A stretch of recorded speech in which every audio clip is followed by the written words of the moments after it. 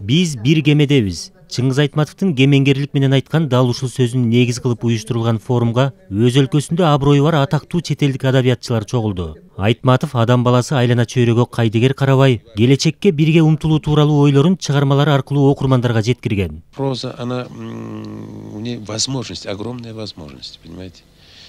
Все это предстает перед мысленным взором, так сказать, человека. Проза может нарисовать, так сказать, самые разнообразные картины в самых разных, так сказать, плоскостях времени, пространства.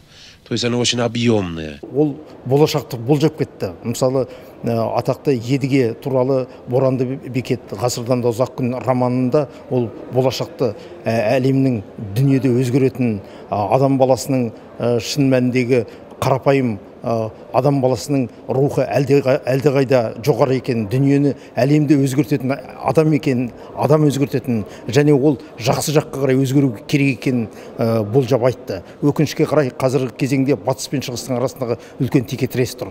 Негізінен Айтматов шығармаларының ұлылығы сонда, оның уақыт өткен сайын оның шығармаларының өзінің актуальдылығын ешқашан жоғалтпайтындығы. Бұл әрбір кейін келетін ұрпақ Айтматов шығармаларын оқу арқылы дүниені, өзгеріп жатқан дүниені басқаша қабылдайды.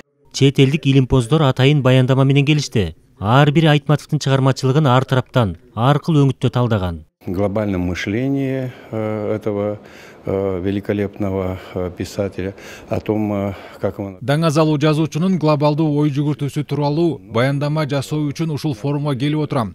Ошондой эле анын чыгармаларынын румын тилине которулушунун таржымалуу жөнүндө айтып берем. Айтматовду кайсы өлкөгө барба, дүйнөнүн булуң бурчуңда тааныганы анын дүйнөлүк адабиятта өзгөчө орду бар экенин айгинелейт.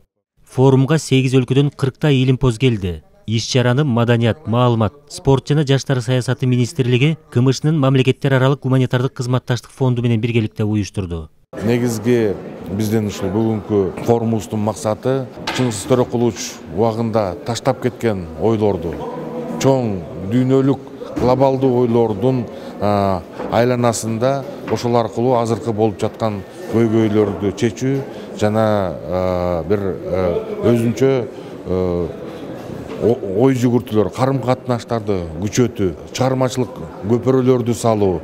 2 күнгө белгиленген эл аралык форум 14 декабрда жыйынтыкталат. Чыңгыз Айтматовдун 95 жылдыгына карата буга чейин эл аралык Бишкек кино фестивали жана театр фестивали да өттү. Калыгул Асанбаев, Азамат Кыдыр Токтобаев, Ала Тоо 24.